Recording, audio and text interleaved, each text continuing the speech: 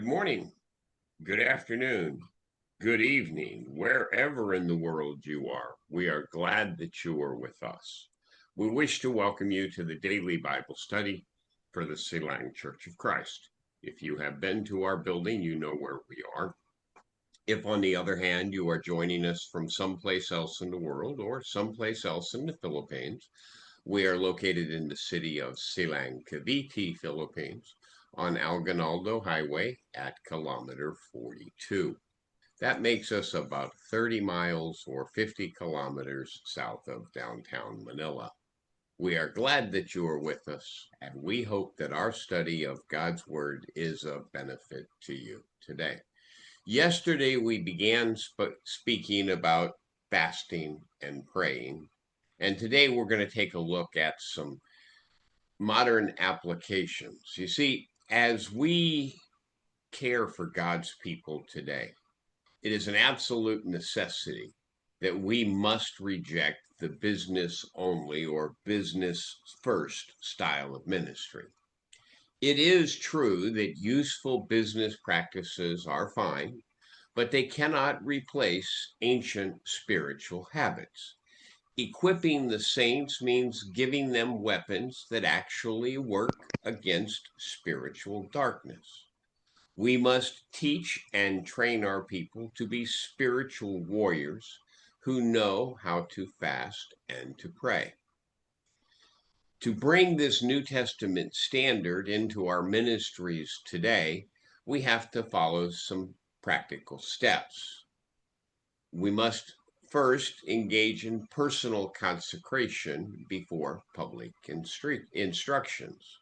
Leaders must lead by example. We cannot call our church to fast if we do not ourselves fast. We cannot teach on prayer while our own private prayer time is neglected. We must set aside personal, non-negotiable times of fasting that remain hidden from public view, seeking only to please God the Father. Matthew chapter 6 and verse 17. Matthew 6:17, Rochelle.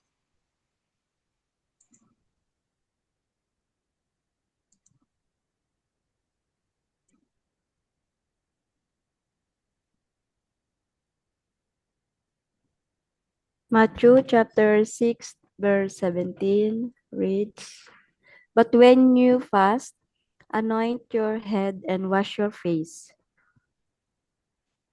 18, please, G.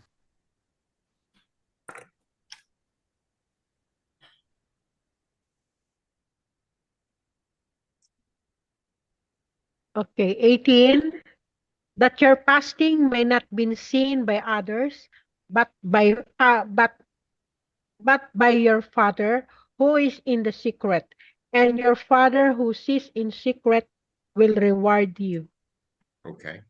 We must also additionally structure our ministries in order to prioritize prayer.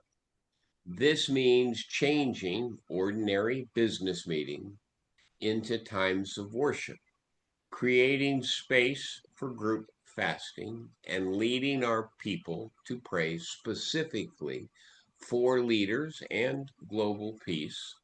Joel chapter 2 and verse 15, i.e.,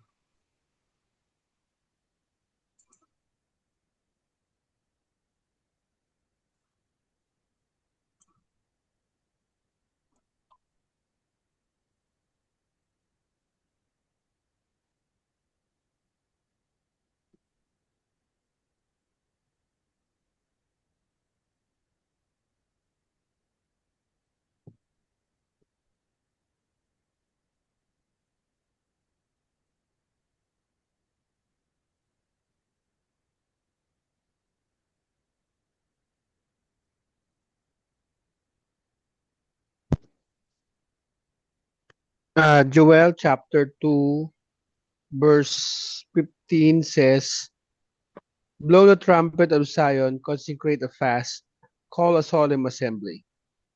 okay, and chorus 16, please. And 16, it says, gather the people, concentrate the assembly. Bring together the elders, gather the children, those nursing at the breast, let the bridegroom leave his room and the bride her chamber. Something we have to be aware of is that changes are a normal part of human life, and therefore they are part of the work of the Lord's church. There will be seasons or times when we select new leaders, when we begin new outreach efforts, or when we face unexpected challenges.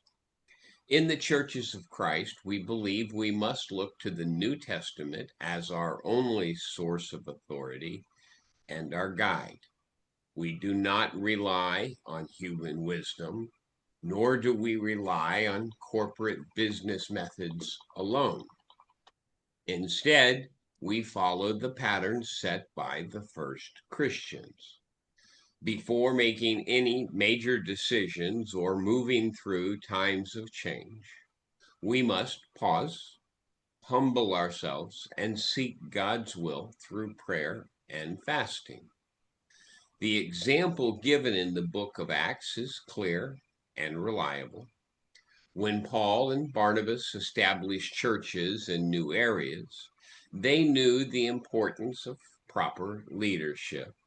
They did not simply choose men based on their natural talents or their social standing. They brought the matter before God. And I'm going to take just a sidebar second here. I think this is one of the failings in the modern church. I believed all too often we select men who are going to be elders and deacons simply because they have a successful business background. That is not how we should be doing things. Let's take a look. CJ, Acts chapter 14, verse 23, please. Acts chapter 14, verse 23.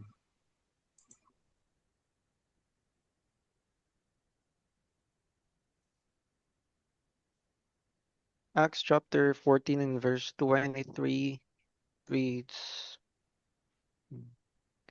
So when they had appointed elders in every church and prayed with fasting, they commended them to the Lord in whom they had believed. Okay. When a transition takes place, it is sometimes easy to feel pressure to act quickly. We may want to solve problems immediately or fill empty positions without delay, but rushing often leads to choices that please people rather than honor God. Fasting helps us to slow down and to clear our minds.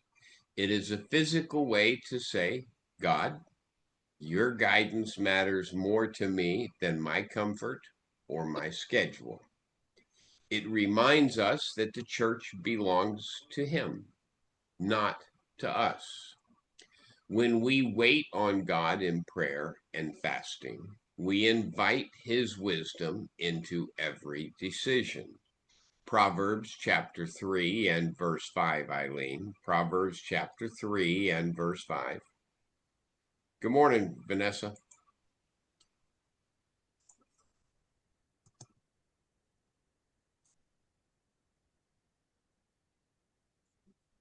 Proverbs chapter 3 and verse 5 reads, Trust in the Lord with all your heart and do not lean on your own understanding.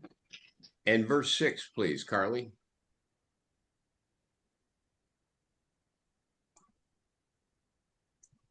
All your ways acknowledge him, and he will make straight your paths. Acknowledge God in all of your ways and do not lean on your own understanding. Matthew chapter 6 and verse 33, Fred. Matthew 6:33.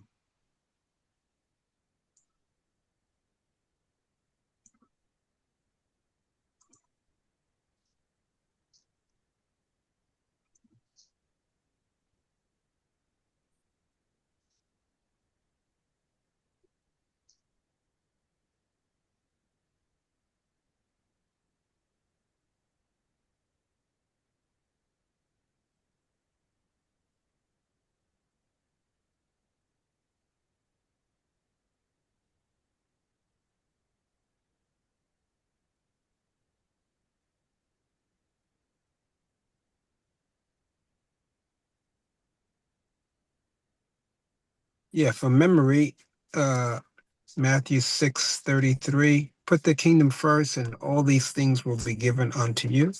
Very good. I was getting ready to tell you that may be a memory verse for you. Very good, Fred. Romans chapter 12 and verse 1. Romans chapter 12 and verse 1.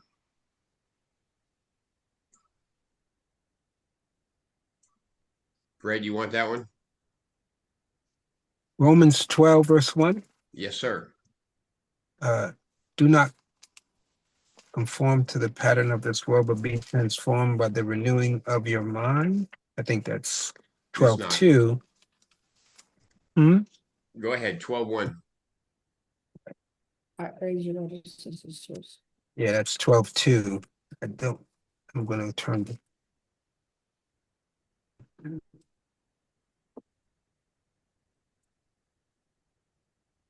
Romans 12. Therefore, I urge you, brethren, in view of God's mercy, to offer your bodies as living sacrifices, holy and pleasing to God. This is your spiritual act of worship. This is your spiritual act of worship. So we used the word consecration. What does that word mean? Consecration, or to consecrate. To make holy? Separate. To dedicate. Go ahead.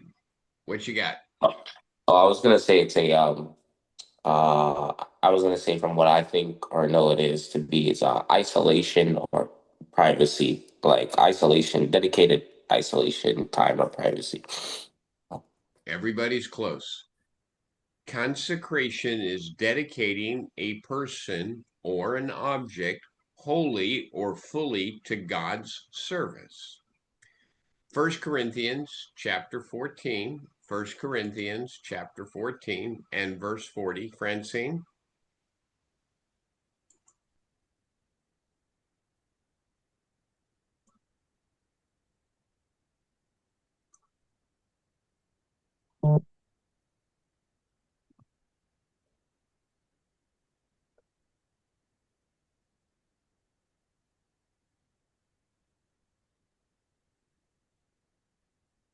First Corinthians chapter 14, verse 40 reads, Yes, please. but all things should be done decently in order. Okay. So what is a protocol? What is a protocol? Already answered that yesterday. I can hear you talking, but I can't understand you. Speak directly into your mic. Was that you, Carly, or Francine? I said Is I that, already. is that a rule, sir? Close, G. Really close. Protocol is a standard set of rules or the correct procedure for an activity. Very good, G. Hebrews chapter 2 and verse 3. Hebrews chapter 2 and verse 3. Vanessa?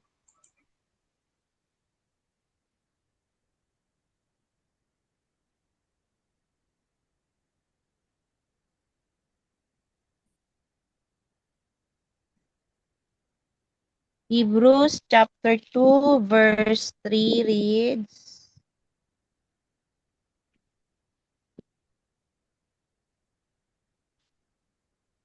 how shall we escape if we neglect such a great salvation? It was declared at first by the Lord, and it was attested to us by those who heard. Okay, so what does it mean to neglect? What does it mean to neglect?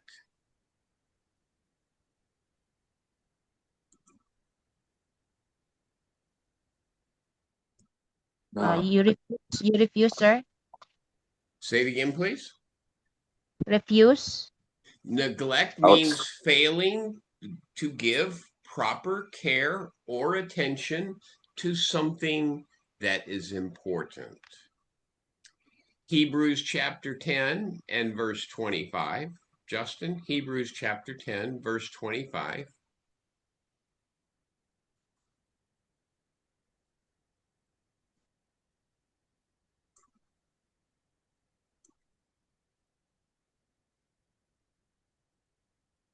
You have it here now. It says, not neglecting to meet together, as is the habit of some, but encouraging one another, and all the more as you see the day drawing near. Very good. So, what is an assembly or a congregation?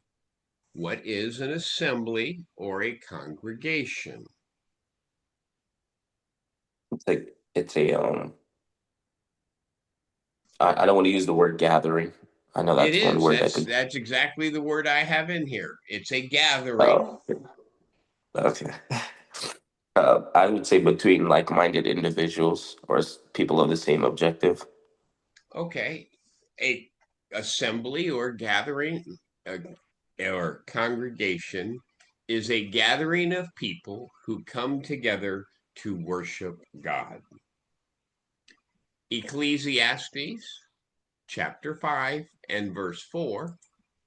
Rochelle, Ecclesiastes chapter 5 and verse 4.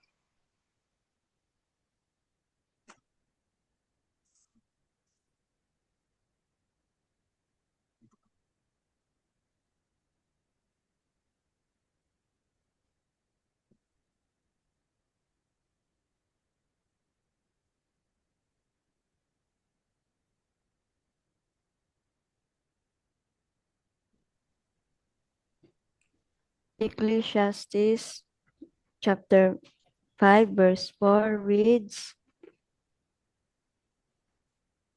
when you bow to God, do not delay paying it, for he has no pleasure in fools.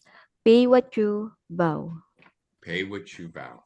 So, what is solemn? What is the meaning of the word solemn?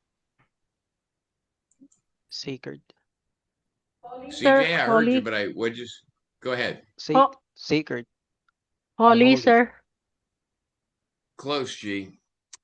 Solemn is serious or formal or deeply respectful.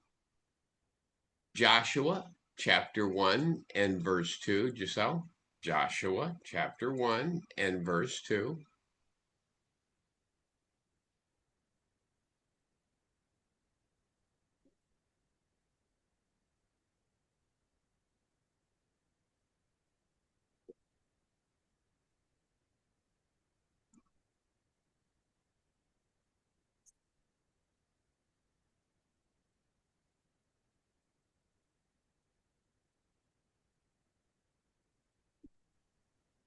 Joshua chapter 1, verse 2.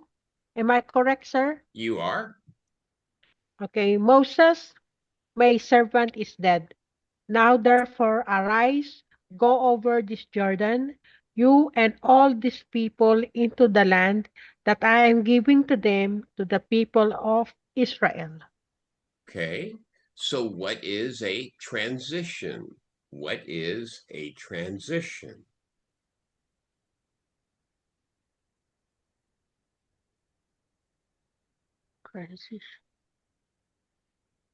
A transition is the process of moving from one stage, role, or condition to another one. Titus chapter 1 and verse 5. Cora, Titus chapter 1, verse 5.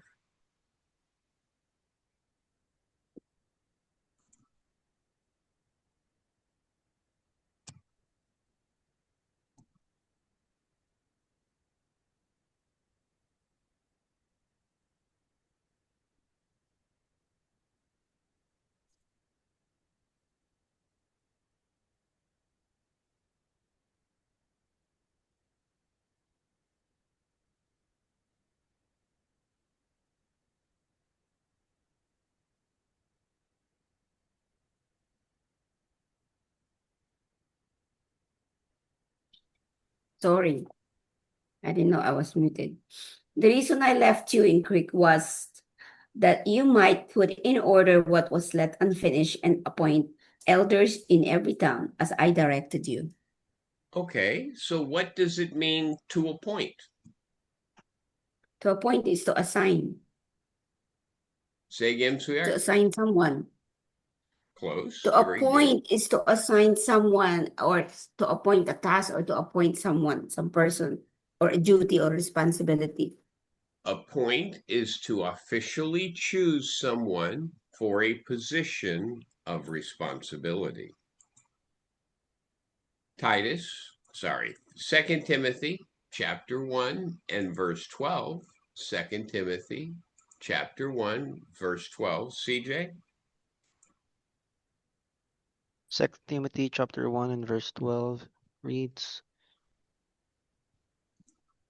"For this reason I also suffer these things.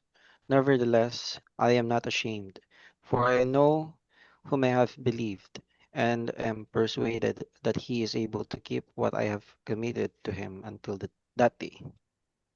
Okay, so what does it mean to commit? What does it mean to commit?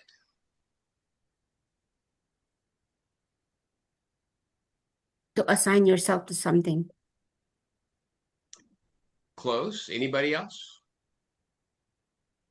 I committed myself. Sorry, to have obligation.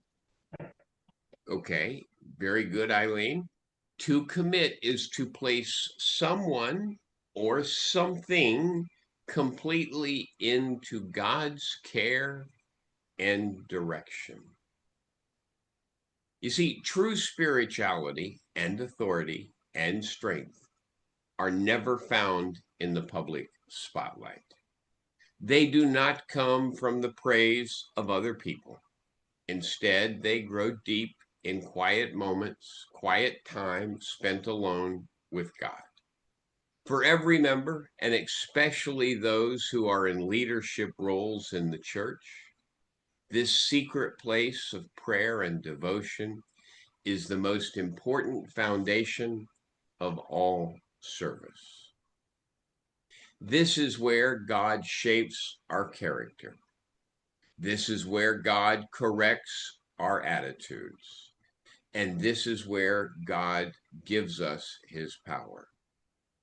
Without this private connection to him, even the busiest and the most active ministry will eventually become weak. It becomes driven by human effort rather than the power of God. You see, the Bible promises great protection and stability to those who choose to remain close to God.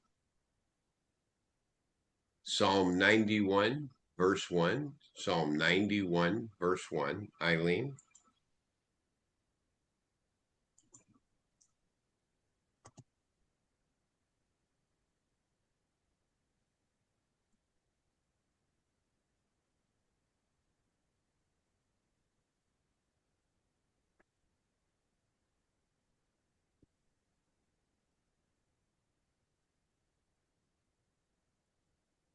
Psalm 91 verse 1 reads, "He who dwells in the shelter of the Most High will abide in the shadows of the Almighty."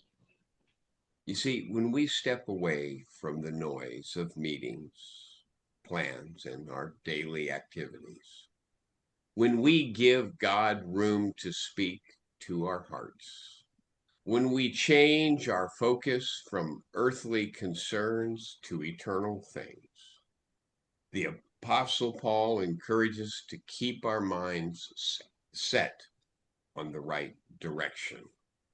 Colossians chapter 3, verse 2, Carly.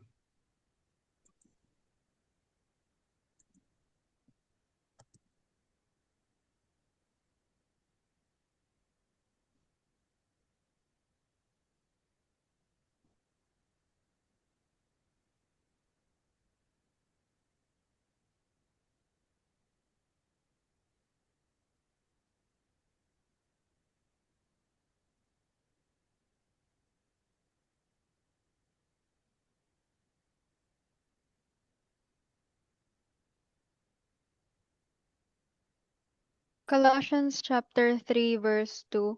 Set your minds on things that are above, not on things that are on earth. Set your mind on things that are above. This change in focus changes how we serve. We stop working to impress others and start working only to please God. We find strength to keep going even when the results are slow or difficulties arise.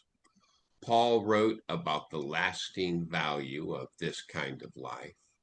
1 Corinthians chapter 15, verse 58, Fred.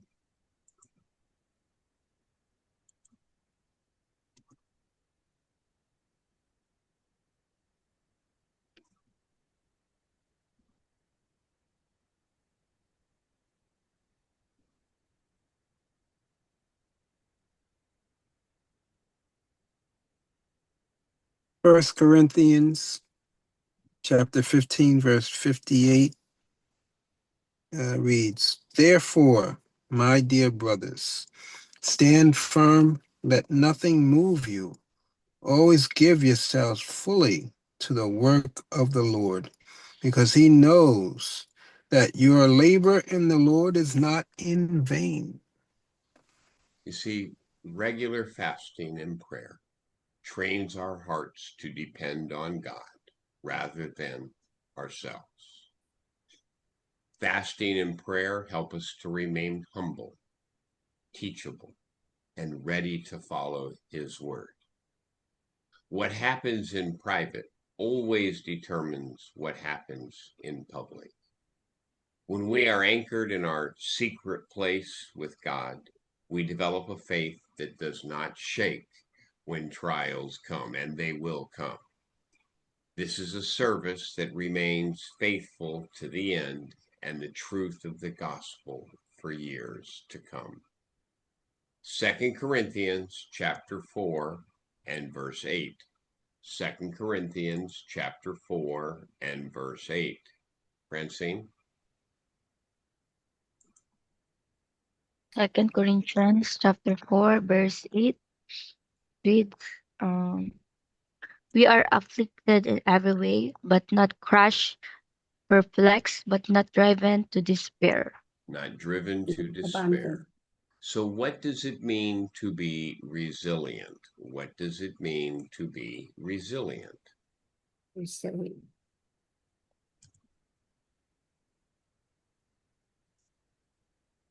Resilient Bill, means, go ahead, Fred. I was going to say to bear the pressure of, say, a struggle or challenge and still persevere despite the circumstances. Very good. To be resilient means staying strong and keeping faith even through hard times or pressure. Both of those you mentioned. Good job, Fred. Psalm 119, 105. Psalm 119, 105. Vanessa.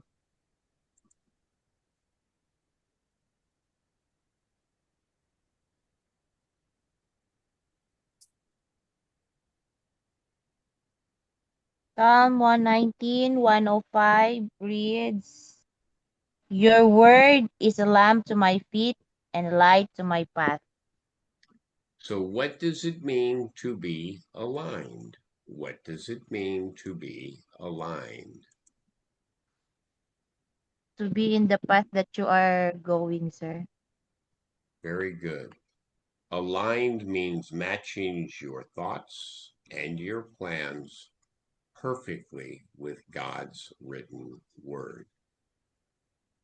Hebrews chapter 10, verse 23. Hebrews chapter 10, verse 23. Giselle?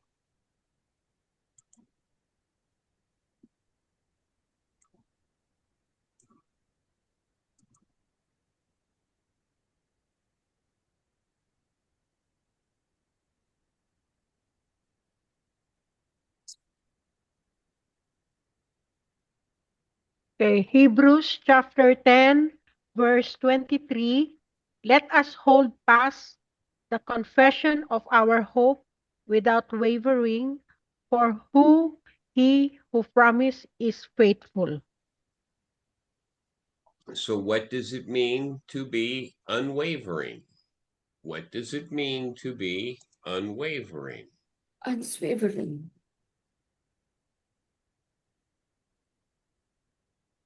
To be Unwavering means unwavering is to it's not stand firm, steady, and not changing when we face challenges. And with that, we'll stop the class.